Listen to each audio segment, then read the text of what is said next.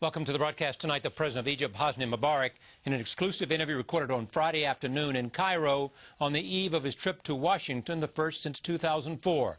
Tomorrow he meets with President Obama at the White House. Their feeling was that there was a great and extreme bias against the Muslim people by the previous administration. And that created great concerns among the Muslims, particularly the leaders of the Muslim countries. But with the Obama speech, it became clear that he is not against Islam, that America is not against Islam. I say to Iran, if you complain of the interventions from external forces in Iran, I would say to you, don't interfere with the home affairs of other Arab countries, like Lebanon, like Hamas and others, since you complain of this external or foreign interference, so don't do it with other countries. We are very keen that there should be stability, and no stability will be unless we have the Palestinians, they solve their inner problems, and they sit for negotiation with the Israelis, and will assist also as regarding the meeting between the Palestinian Authority with the Israeli government. The President of Egypt, Hosni Mobarak, and all about the Middle East coming up. Funding for Charlie Rose has been provided by the following. Each day, 1 billion people won't find safe drinking water. Around the world, we're helping communities to access clean water, working to improve lives through conservation and education, one drop at a time. Additional funding for Charlie Rose was also provided by these funders.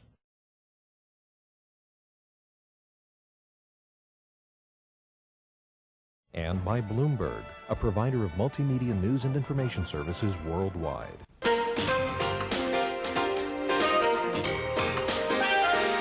Tonight, a special edition of Charlie Rose.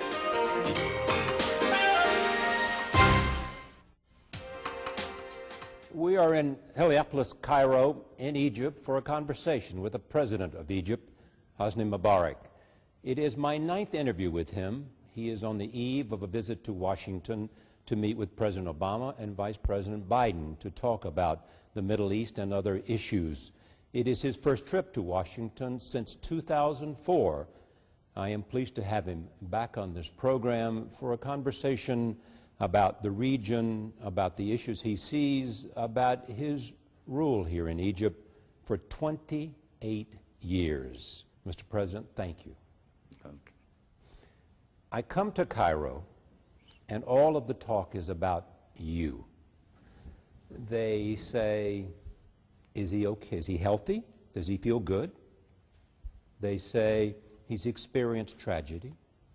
They say, is he going to run again?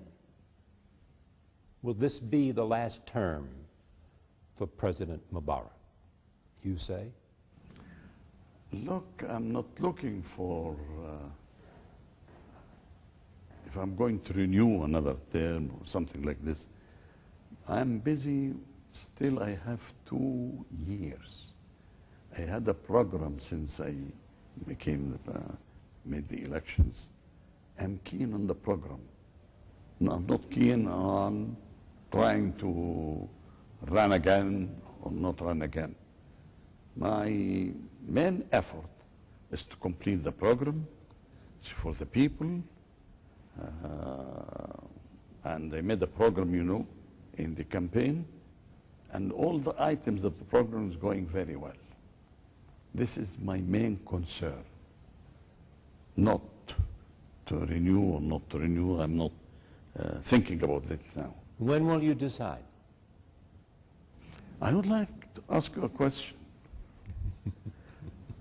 When can you decide the President of the United States? Now? He can't. You can? No. Well, we have the same. But they're writing books now called Egypt After Mubarak. Books. In the United States? Yes. American. Look, we بلد كبير are a large country, ومستقر. and we have stability here. عندنا دستور We enjoy stability. We have a permanent constitution, It has been amended for a number of times. And if you recall that once you asked me in one of your interviews, is that the president being elected only by the parliament means some sort of incomplete democracy. At the same moment, I was ready to propose amendments to the Constitution, and we amended 34 articles. That was unprecedented. This is in the interest of stability, in the interest of ensuring people about the future. It is not a small country on which we take decisions just like that. It is a stable country, and it will remain a stable one after Mubarak and after the man who comes after Mubarak. Speaking of that, there are those who believe that you would like for your son, Gamal, to come after you.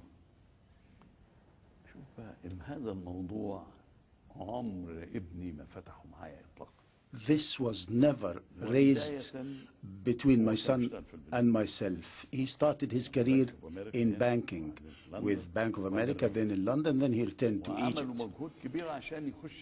And he was against joining the party. And it was only after a long effort that he joined the party. It is not on my mind to have my son inherit me.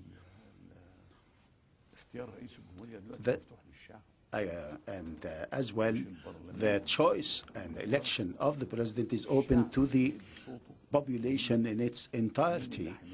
It is the decision of the population to elect who would represent people. It is not for me to decide that. It is the decision of the people to elect the person who they trust. Who would that person be? Well, we have a long time. We have still 2 years to come. Do you think he's ready to be president? I will ask him, or you can ask him. Don't ask me. You will not dissolve Parliament. You will not dissolve Parliament anytime soon. There are many rumors. Yes, that's why I ask. And there is freedom of speech. People say that the parliament might be dissolved, this or that might be appointed, the government might be sacked. I don't care about these rumors. I never dissolved the parliament except once on a decision by the Supreme Constitutional Court. And the more good opposition you have, the better, the more strong and the stronger our NDP members would be. But rumors are there. Somebody may say before Ramadan, somebody may say after Ramadan. I hear these rumors. Like any other person. But then why don't you simply say, I will not dissolve Parliament? I can't say that I will not dissolve the Parliament. There might be some circumstances. I don't have any at the moment, but there might be some circumstances that call for the dissolution of the Parliament. But at the moment, there is no single point that merits the dissolution of the Parliament. The dissolution of the Parliament becomes imperative only when there is a pressing demand. Mr. President, this weekend you go to Washington. You will be there Monday and Tuesday. You will meet with the President and the Vice President. Characterize where the relationship is with the United States today under President Obama. President Obama,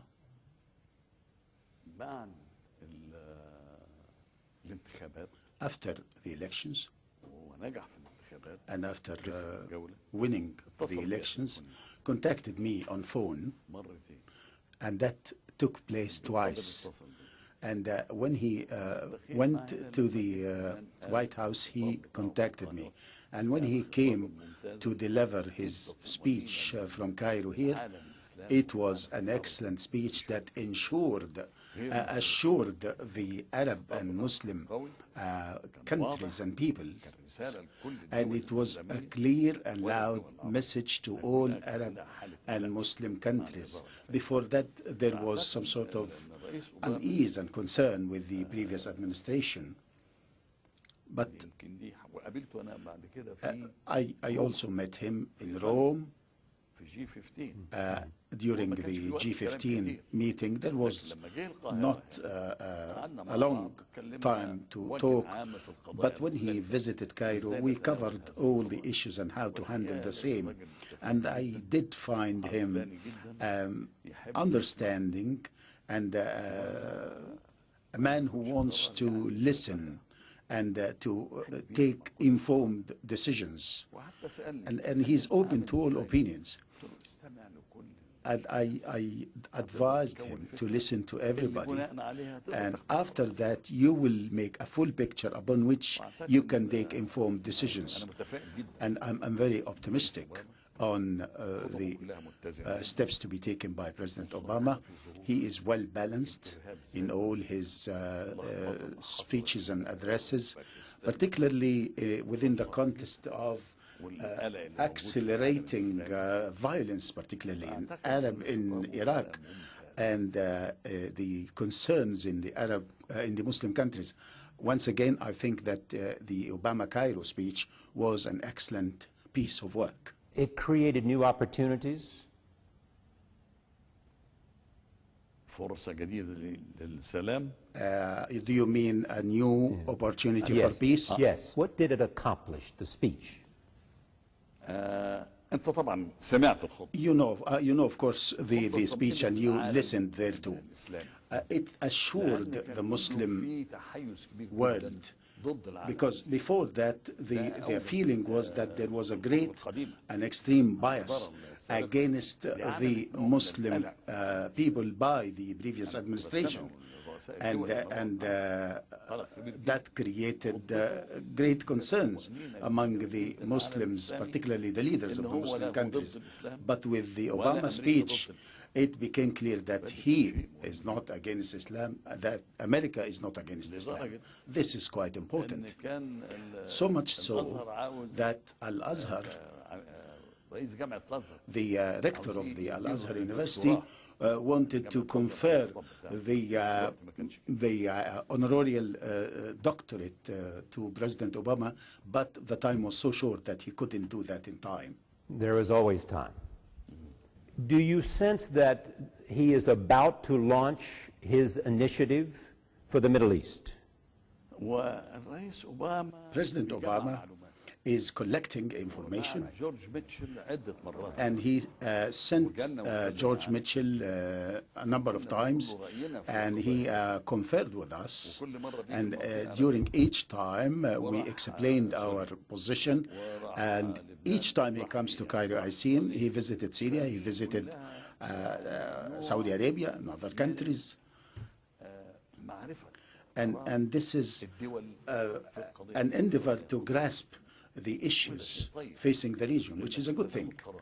It's much better than taking a decision without listening to the countries concerned. It might damage these countries. It might as well damage the reputation of and the image of the United States, and this is what happened. Take, for instance, the decision to go to Iraq.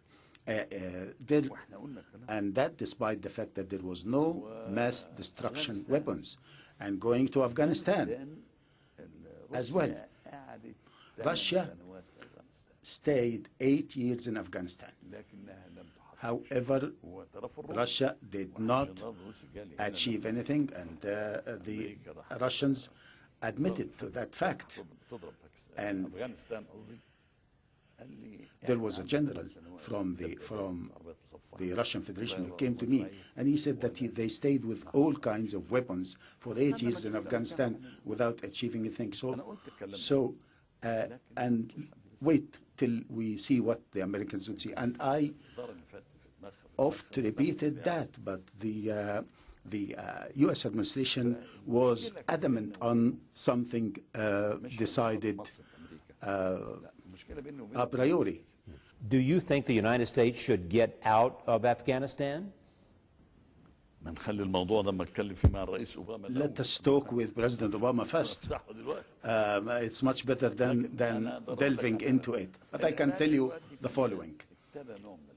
In Iraq, there is a grain of stability, but that will take time. The situation in Iraq is not an easy one.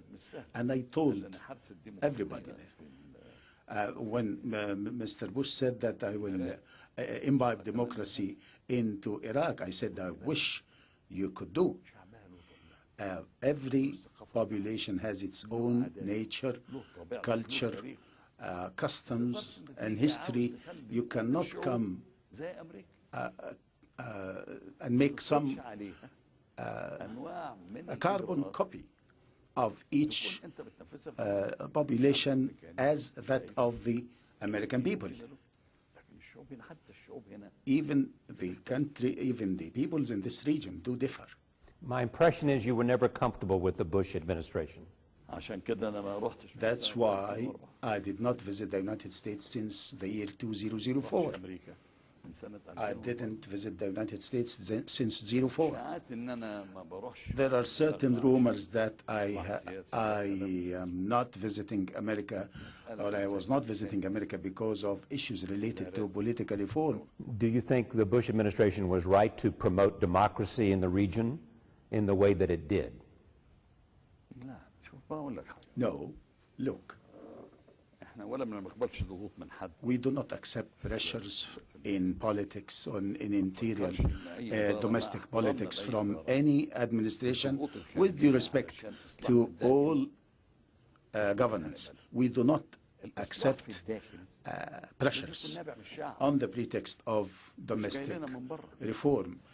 It has to be homegrown. Reform has to be homegrown. And it is what the people demand. This is one issue, but to accept pressure from an administration or another, no.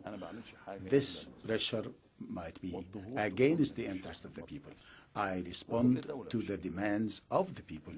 Do you believe President Obama has a different attitude and idea publicly about democracy and reform than President Bush? Has he said so to you?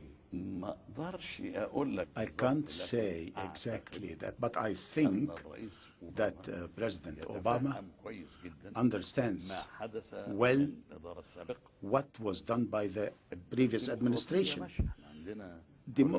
Democracy is there in Egypt. We have freedoms that were not there before. We have an election of the president. We have freedom of the press. We have about 600 dailies and weeklies, give or take. We have improved and strengthened the powers of the parliament to even do away with the government. We are doing reforms based on the demands of the people, and I think President Obama does understand this very well. It is said that he will not publicly discuss human rights. He does not want it to be an issue, but that he will bring it up in private. Look, please, your concept of human rights is a merely political one. Human rights are not only political. You have social rights. You have the right to education. You have the right to health. You have the right to job. There are many other rights, and we are doing well on these fronts. But we are not absolutely perfect. Nobody is perfect. We have a Human Rights Commission, we have supervision on that, and he or she that would not abide by law is brought to the book before a court of law. We have a strong supervision being on the administrative front, and administrative supervision or a police supervision, and there have been many sentences against people who have breached human rights. It is not merely a political concept, it is social, it is health, and it is amalgamated as one. But as and we observe them. Much is written about the fact that in the election, the last election in which there was more candidates, that since then you have moved away and that you have cracked down on the Muslim Brotherhood.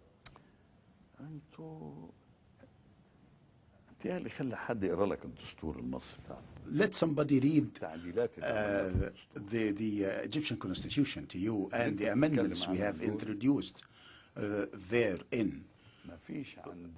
These people whom you are talking about cannot form a political party, because our constitution maintains and stipulates that a political party shall never be based on a religious basis. They cannot form a political party. And this is part and parcel of the Constitution as amended by the people. But the Muslim Brotherhood are there as MPs, as individual MPs within the parliament. We have about 80 of them. Do you fear the Muslim Brotherhood?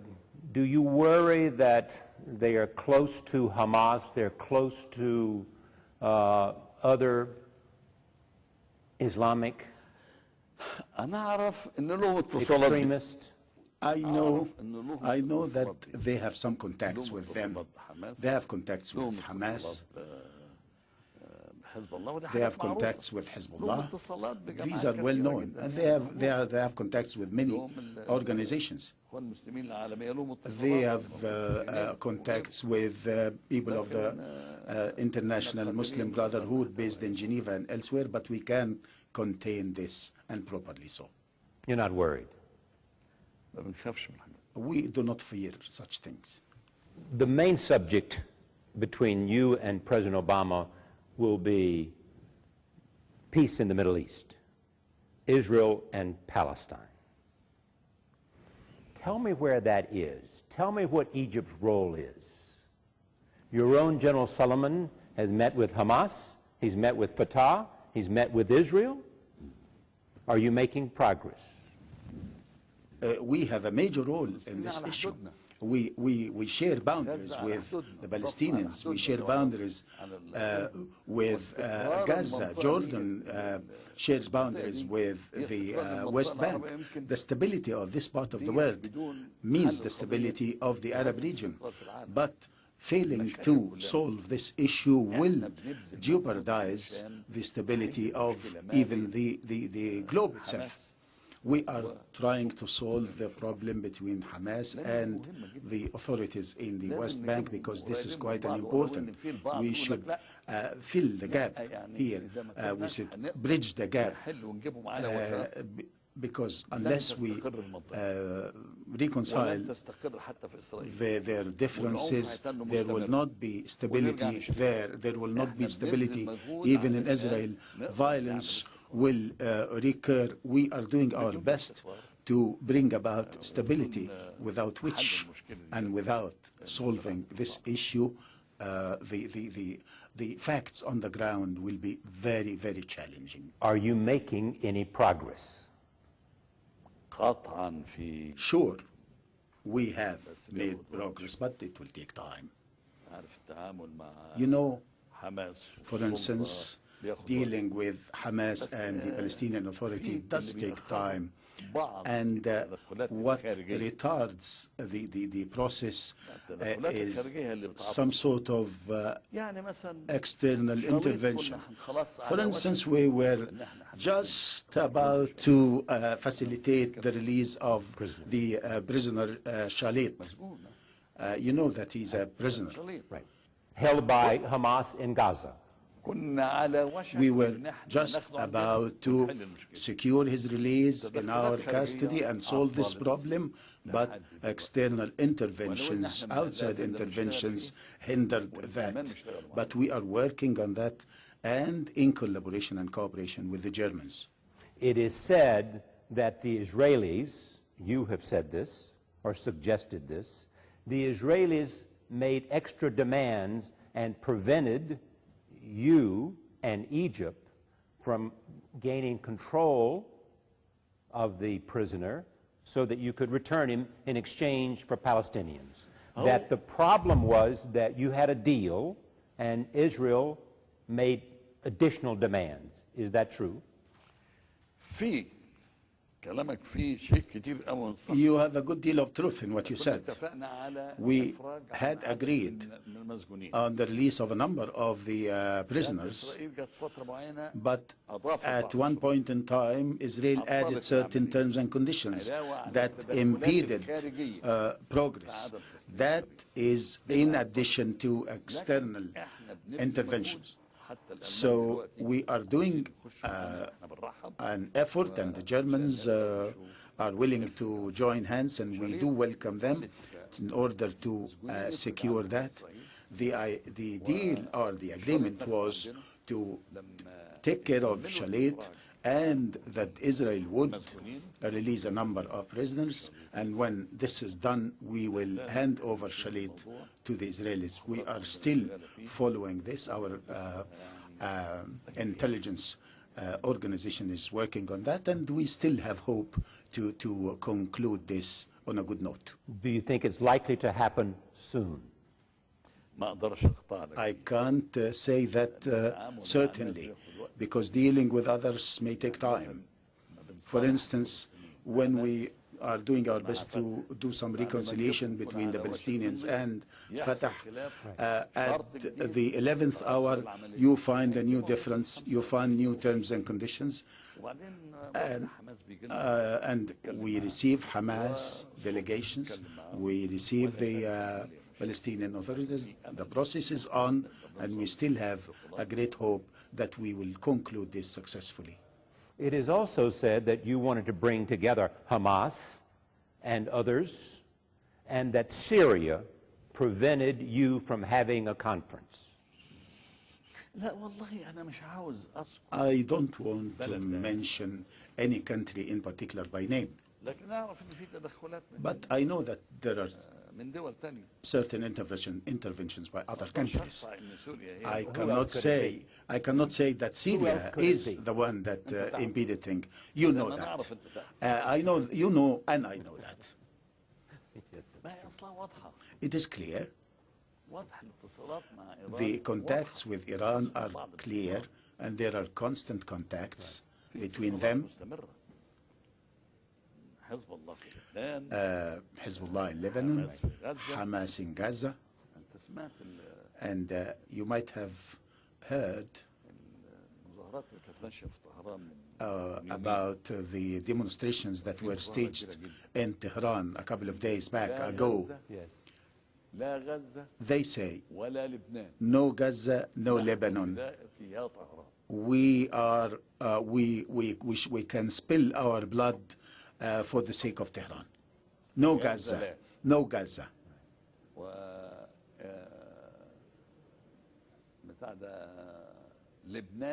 And no Lebanon. Meaning referring to Hezbollah. But we could sacrifice, the Iranian would sacrifice their lives for the sake of Tehran. But they don't care about Gaza, they don't care about Lebanon. This would give you the bottom line of what's going on. Do you believe Iran plays a destabilizing role?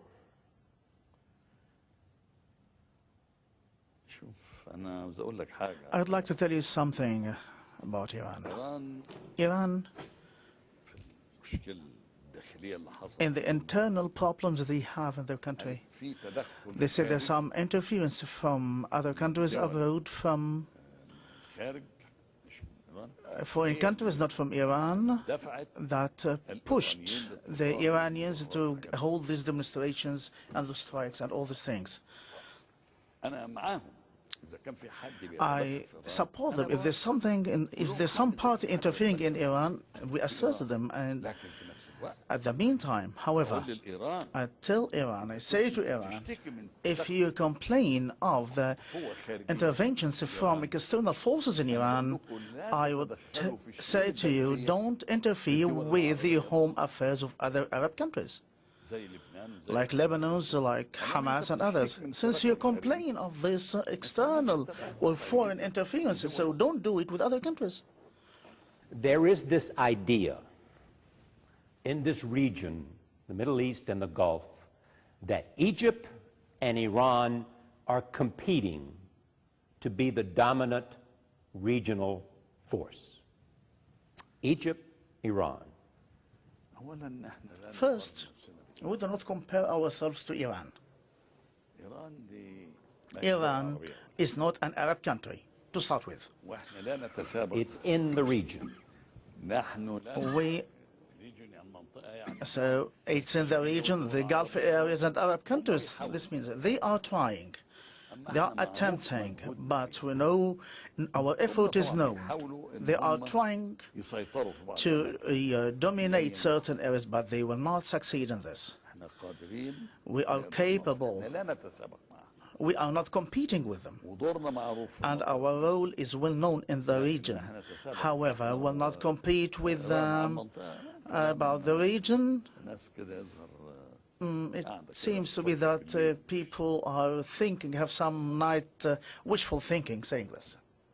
Do you think Israel will allow Iran to have a nuclear weapon?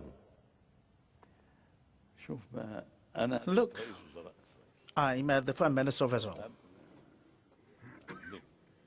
and before Netanyahu, and Olmert before, and the Minister of Defense in Israel, and the President Shimon Peres. All of them are against nuclear weapons in Iran. But our understanding is that the whole region should be free of all forms, all types of mass destructive weapons, and nuclear or non-nuclear, whether it is Iran or Israel. So this doesn't mean, since that Israel has, Iran would come up with something and others also. This would be a problem. It is also said that you are urging President Obama to urge Israel not to engage in a strike against Iran. Look, I would like to say something. This issue of the nuclear capability of Iran, if it goes on like this, and it happened that military force is used, this will be against the whole region. I'm against use of military power. That's why I say this should be solved amicably, peacefully. And I commend Iran. I call on Iran that you have this sufficient flexibility to negotiate with the representative of the United States of America to resolve this issue, in order that no military actions would be brought about. We want to stop all military activity. There is some debate in America as to whether the Obama administration is correct in re-engaging with Iran. Should they? So I think that negotiations between Iran and USA is much better a solution if they can achieve some conclusions without using the military force. Let me come back to Arab-Palestinian and Israeli-Palestinian. The Arab initiative is considered to be a bargaining position. المبادرة العربية The Arab initiative واضحة جدا. is very clear. إذا إسرائيل If Israel اتحلت القضية بينها وبين فلسطين has solved the problems between them and the Palestinians and two states are established, ده هيبقى دولة إسرائيل بجنبها دولة Israel فلسطين. with Palestine, two states, I think حل إنهم يقيموا Arabs علاقات طبيعية مع can have normal relations with Israel. Settlements have to stop. أنا لي رأي آخر. I have another point of view. لي رأي آخر. بدل ما نقول وقت And instead of stopping more settlements, and we heard this many times now for over 10 years and never come to a stop, what I can say is that we have to consider the whole issue holistically, نتفاوض على to negotiate on the final resolution. They wanted to have some temporary or final solutions. I said, forget about temporary, because the peoples will think that this is the final step. My point of view is that, you see, the final solution, the same happened with us, the same we did. So we have an agreement for final resolution, and they left Sinai on the stages. If we can do this with Palestinians, I think this would be a very good sign. And what's necessary to do it? What has to happen to make the agreement, to create a Palestinian state that Israel feels secure, so that there will not be Hamas or someone else on the West Bank able to lob missiles into the Israeli International Airport? Look, موضوع ازاي نصل the issue how to come to this agreement. We are working on this resolution between Hamas and the Palestinian Authority. إذا قدرنا نوصل If we can come to لو التدخلات كمان a conclusion, especially if external interference would stop, we can convince the Palestinian Authority to sit for negotiation with the Israeli Prime Minister without preconditions on both sides of the parties, and then all of us would assist in this. ده الحل الأمثل. This is the optimal solution. What progress have you made in leading the way to get $5 billion reconstruction going to Gaza? لسه محدش خدته. No one have received any money so far. We had a conference and we agreed on $5 billion, but until now, who is going to receive this amount of money? So one entity should take it and spend them. So we need a committee to agree on a committee to reconstruct Gaza using these funds. It's not to be given to Hamas, or to be given to the authority as well. You believe that until Hamas and Fatah can agree, there can be no peace. ده كلام مظبوط. This is correct. وبنشتغل على هذا. And we are working on this. وبنبذل مجهود. And we exert laborious efforts in order to have some convergence. There's still some minor points we try to overcome between Hamas and Fatah. And if we reach this point, I think after that the process will go much easier. Benjamin Netanyahu, the Prime Minister of Israel, talked with you this week. So what's the conversation about? What are you talking about? So we are talking about how to sit together and negotiate on solving these problems. Is it final borderlines or temporary ones? And there is some sort of agreement between me and Netanyahu, and Ehud Barak also agreed on that we come to the final solution and the implementation on stages. It should be, of course, a very tough negotiation, but this is better. I have asked you this before. Do you believe Benjamin Netanyahu, the Prime Minister of Israel, is prepared to see a state of Palestine? Is he ready? I tell you something, you ask me a tricky question to understand. I read in the Israeli press, they say that the father of Netanyahu said, I will not allow a state. I think you should have read this, a Palestinian state. But this might be something that is inserted in this. Without establishment of Palestinian state, no stability will be achieved and will be continued with these rockets and this violence, and the region will never be calm. I think now it is the right time that we should achieve a resolution. Netanyahu, when he formed his government and had the approval from the Knesset, phoned me. And he had next to him the Minister of Trade. He told me, this government will be a government for peace. On the basis, is he prepared to take a risk for peace? I think you should take the risk. And what risk are you prepared to take? Yeah, no? Yes? What are you prepared to give, to create, contribute to peace between the Palestinians and the Israelis? we are working on this. We are very keen that there should be stability, and no stability will be unless we have the Palestinians. They solve their inner problems and they sit for negotiation with the Israelis, and will assist also as regarding the meeting between the Palestinian authority with the Israeli government. Or do you mean something else? No, I did. I meant exactly that. There is some who suggest there ought to be a Syrian track. A Syrian track. Go to Damascus. That's where you start, because they have influence with Hamas.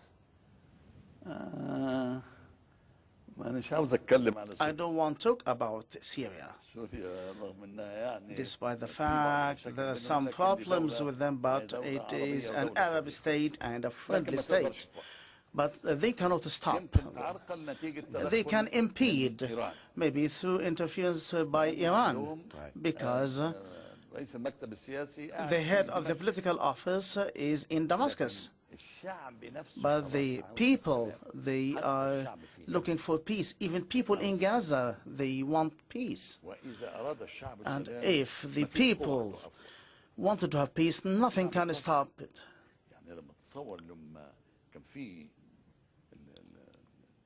When there was the military attacks on Gaza,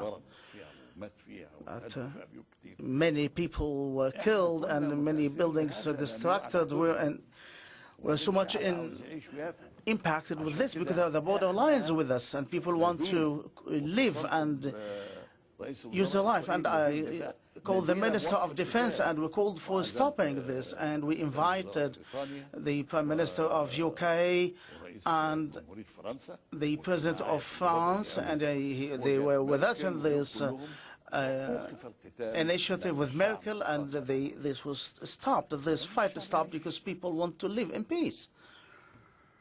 What role is Qatar playing? Qatar, the emir, where Al Jazeera comes from. So don't get me into trouble. I want you. Tell me what you think. Qatar. Qatar can play a good role. Are they playing a good role? Are they playing a good role? If they want. But they're not now. I cannot say for sure, because there's nothing clear before me to decide. They want to play a role. Okay, let's they play a role. They can play a good role. For the sake of peace, we'll clap hands for him. We want peace. You did, I did, anyone. It is not the point, but peace is that matters. When your friend President Obama came to Cairo and made the famous speech, he talked about Israeli-Palestinian, he talked about democracy, he talked about women, he talked about economic development, and he talked about extremism. Where is the battle today between the forces of extremism and the forces of moderation? I think this question you could have asked it to the previous administration. The previous administration, with the politics that they have, which is combating terrorism, terrorism was multiplied tens of times. And the terrorist force is increased. So what happened in Iraq? Iraq was distracted. Afghanistan, it was difficult to control Afghanistan. I'm saying to you frankly, Afghanistan is a very mountainous area and tunnels area, and whatever you do, you cannot get into anything. Afghanistan has a specific way, should have a specific way to deal with them. We used to deal with them before these wars. They have certain style, how to handle them. You see the clans and the tribes, you see the heads of tribes. And try to talk to these people, do some development for them. You can save the money you spend through attacks. The Russians had said that. There were 8 years bombing Afghanistan, and they have no success. I think the optimal solution is to have development in Afghanistan and discussing matters with the heads of tribes and clans. This might save you a lot of the bloodshed that happens every day there. Is the role of women in the Middle East going to change? Is it changing in Egypt? The role of women. Yes, don't you know that the role of women has changed? We amended the Constitution for the sake of women. This is one of the main points of amendment for women in the Parliament. We have, I think, the exact number of Parliament women. We have women, presidents of universities. In Alexandria, first time in Alexandria University, the president of the university is a woman. We have female ministers and professors and deans of different faculties and colleges. Now, women is working in the political field. We have large number of them in our party. So the role of women has changed radically, especially in our country, in Egypt. And the Constitution gives a right for women to certain candidates will be capable for running for the election of the Parliament. Let me make the number of points I want to make here. One, you've had emergency rule since 1981. Emergency rule. You should be confident enough in your leadership not to have to. You do not grasp fully the emergency law. It has been there since the days of the British occupation, and it used to be called martial law. We confine our recourse to the emergency law to terrorist crimes. Otherwise, it is the rule of law under the normal laws through the parquet and the courts of law. But do not believe what you say. We have demonstrations held there. But if you go to the letter of the emergency law, nobody would hold a demonstration. And this emergency law was agreed upon by the majority. But is it still necessary? Represented in the Parliament. It might be the Muslim Brotherhood that are against that. Let me complete. We have two choices. Either to issue a law to combat terrorism, which will be a permanent law. It was refused because nobody wanted a permanent law. And the second choice is an emergency law that will be used exclusively against terrorist crimes. We have not used it, for instance, to close down a newspaper or to contain or limit any movement, any freedom of movement. Any other argument is baseless. Okay. Do you believe the Muslim Brotherhood is good for Egypt? Good or bad, طالما ما بيعملوش عمليات As long as they do not commit any terrorist crimes, I don't care. You don't care. ما تقروا التاريخ. Read history, please. اقروا التاريخ. Read history, please. موجود يعني في كل حاجة. History is there to read. The history of Egypt for the last 28 years is the history of one man, Hosni Mobarak. That's the history of Egypt. What is your legacy? What are you proud of? What will they say about you when you leave? اللي أنا تركته أقول لك أنا What I will leave behind is that I have been working in public service for 60 years. I took part, I saw action. I rebuilt the country after military action. We revamped the entire infrastructure of Egypt. We are improving education. We are expanding education. We are building universities. We are doing many, many other things. Would Egypt be safe if you left? Very safe. مصر دولة كبيرة. Egypt is a large country. Egypt has a constitution, and the constitution sets clear the role of each and everybody, and nobody can violate the constitution. But if Egypt were a one-man, as you say, or as it is said, I wouldn't have done anything. I work with the help of institutions, with the help of parliament. The parliament is quite strong now. It can sack a government. It can bring down a government losing the vote of confidence. It can change the budget the way they decide, the way the parliament decides. We have amended 34 articles in the Constitution. This is unprecedented. Mr. President, with respect, many people say that there will not be a leader of Egypt who is not acceptable to the army, as you have been, as Anwar Sadat was, as Nasser was, all of the same tradition, the free officers tradition. That has not changed in Egypt. You know that, I know that. It might change afterwards. This might change afterwards. Nobody knows who would succeed. We have elections. When the time comes for election, the people will vote. Nasser was an army officer. Sadat was an army officer. I stayed in the army, in the armed forces, till I reached the highest rank. And I saw action in October. And I was decorated at the highest level. It is not a minus point to become president.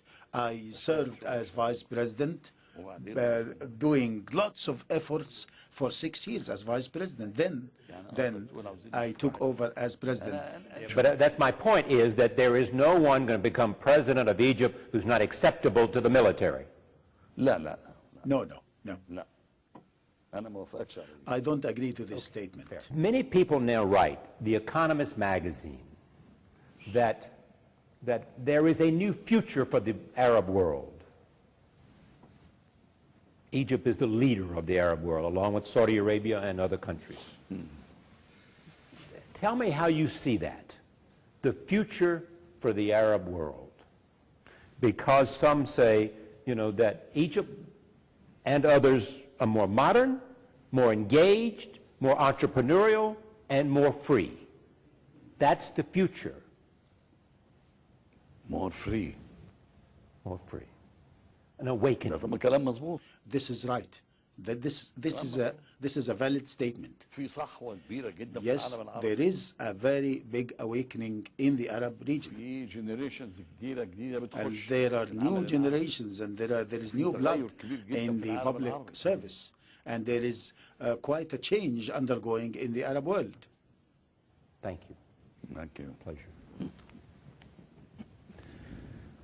From the presidential palace in Heliopolis, Cairo, the President of Egypt, Hosni Mobarak. Thank you for joining us. We will see you tomorrow night as the President engages tomorrow morning with the President of the United States. See you tomorrow night.